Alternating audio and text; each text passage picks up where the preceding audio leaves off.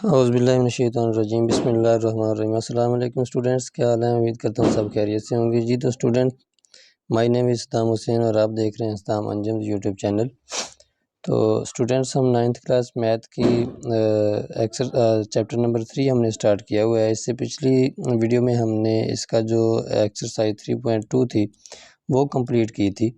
तो एक्सरसाइज 3.3 करने से पहले ये उसमें जो लॉग के कवानीन इस्तेमाल होने हैं, लॉज ऑफ लॉगरिथम या लॉगरिथम के कवानीन जिनको कहते हैं, ये 4 कवानीन इसमें इस्तेमाल होने हैं अगली एक्सरसाइज में। अगर ये कवानीन आपको आते होंगे तो आप वो एक्सरसाइज आसानी से कर लेंगे। इसलिए मैंने कहा कि एक्सरसाइज स्टार्ट करने से पहले अगर इनके कवानीन पे एक वीडियो बना दूं ताकि स्टूडेंट अच्छी तरह पहले इनको समझ लें और फिर उनको अप्लाई कर लेंगे। अगली जो 2 एक्सरसाइज हैं इस चैप्टर की 3 और 4, उन दोनों में ये वाले कवानीन इस्तेमाल होने हैं। तो इसलिए इंशाल्लाह वीडियो पूरी देखनी है, आपको आसानी से समझ आ जाएगी और ये कवानीन समझने के बाद आप इन क्वेश्चंस को ईज़िली सॉल्व कर सकेंगे। चलिए तो स्टूडेंट सॉल्व करते हैं। सॉल्व मैंने क्या करना है, यहाँ पर इन्होंने जो लॉगरिथम के कवानीन हैं बुक पे ये समझाए हुए हैं, उनका प्रूफ समझाया हुआ है। इनको समझने की ज़रूरत नहीं है, ये ना ही पेपर में आने वाले हैं, इतने इम्पोर्टेंट नहीं है। मेन मकसद इनको यूज़ करना है, ठीक है। मैं आपको इनका प्रूफ नहीं, मैं इनका सिर्फ आपको यूज़ समझाऊंगा कि इनको कैसे इस्तेमाल करना है, किस तरह से यूज़ करेंगे। चलिए तो स्टूडेंट स्टार्ट करते हैं। ये देखिए, लॉग का जो पहला कानून है उसमें क्या है, लॉग असास से m इंटू एन, मतलब क्या कहता है, लॉग में 2 रकमें हैं, वो आपस में क्या हो रही हैं, ज़रब हो रही हूँ, तो वो उन दोनों का लॉग अलग-अलग हो जाएगा और क्या होगा, दरमियान में प्लस का साइन आ जाएगा, मतलब दोनों का लॉग m, ठीक है। असास वैसे रहेगा, लॉग असास ए m प्लस लॉग असास ए n, इस तरह से।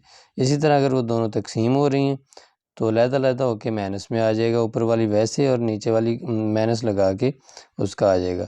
इसी तरह थर्ड कानून है इसका, अगर लॉग में किसी रकम की पावर है तो वो पावर आगे आ जाएगी और बाकी वो रकम वैसे आ जाएगी। जो चौथा कानून है, लॉग ए की n is equal to log b की एन ज़रब लॉग ए की बी, ये भी प्रूफ है, लंबा चौड़ा है, लेकिन आपको इसका यूज़ भी इतना कोई नहीं है, सिर्फ एक क्वेश्चन में होना है, वो मैं आपको अच्छी तरह से समझा दूँगा। तो चलिए ज़रा डिटेल से थोड़ा सा एग्जांपल के साथ मैं इनको आपको समझाता हूँ कि कैसे इनको इस्तेमाल करना है।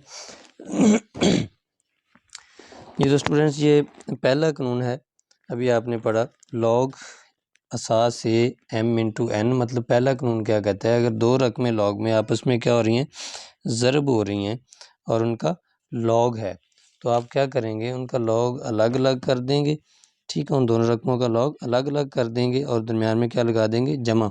अगर हम इनकी एग्जांपल लें तो एग्जांपल स्टूडेंट्स कुछ इस तरह से होगी। फ़र्ज़ करें मेरे पास ऐसे है 2 रकमें, लॉग 2 ज़रब 3, ये सेम चीज़ है ये और ये, ठीक है। तो 2 रकमें अगर इसी तरह ज़रब हो रही हैं लॉगरिथम में, तो आप क्या करेंगे, दोनों का लॉग अलग-अलग कर देंगे, लॉग ऑफ 2, दरमियान में लगाएंगे प्लस लॉग ऑफ 3, ठीक है। इस तरह से ये समझा रहा है, यहाँ पर एम एन था, यहाँ पर क्या है, 2 3 है, तो अलग-अलग कर देना है, ये पहला कानून है। इसी तरह से स्टूडेंट्स दूसरे कानून में क्या करता है, अगर 2 रकमें तकसीम हो रही हैं, 2 रकमें आपस में क्या हो रही हैं, तकसीम हो रही हैं, तो लॉग अलग-अलग करके दरमियान में क्या लगा देना, माइनस। ऐसे अगर इनकी एग्जांपल देखें, मैं सेम रकम ही ले लेता हूँ, लॉग 2/3, ठीक है, ये तकसीम हो रहे हैं यहाँ पर, तो आप क्या लिखोगे, लॉग ऑफ 2, दरमियान में लगाओगे माइनस और फिर लॉग ऑफ 3, इस तरह से यूज़ करोगे इसको।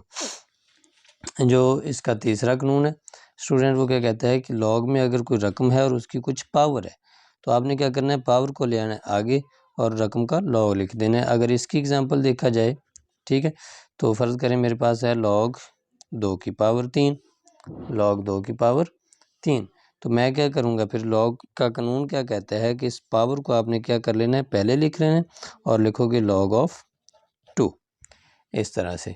जो चौथा कानून है स्टूडेंट्स, लॉगरिथम का जो फोर्थ कानून है, लॉग ए की n is equal to log b की एन ज़रब लॉग ए की बी, इसका जो प्रूफ है वो लंबा चौड़ा है, उसको आपने करने की ज़रूरत नहीं है, क्वेश्चन में इनको यूज़ करना है, वो मैं वहाँ पर आपको बता दूंगा किस तरह से इनको यूज़ करना है। फ़िलहाल आप यही 3 कवानीन जो हैं वो अच्छी तरह ज़हन नशीन कर लें कि ये किस तरह करने हैं। उम्मीद करता हूँ आपको समझ आ गई होगी। ये कवानीन जैसे जैसे मैंने बताए हैं वैसे वैसे ही हमने अगली एक्सरसाइज में इनको यूज़ करना है स्टूडेंट्स, ठीक है। तो इनको ज़हन में रखते हुए आपने वो क्वेश्चन जब समझेंगे तो इंशाल्लाह आप इजीली कर लेंगे। उम्मीद करता हूँ सबको समझ आ गई होगी। अगर वीडियो अच्छी लगी है इसको लाइक कीजिए, शेयर कीजिए और काइंडली मेरे चैनल को सब्सक्राइब भी कीजिए ताकि आने वाली हर वीडियो आप तक आसानी से पहुँच सके। चलिए तो मिलते हैं नेक्स्ट वीडियो में एक्सरसाइज 3.3 के साथ। तब तक के लिए अल्लाह हाफिज़।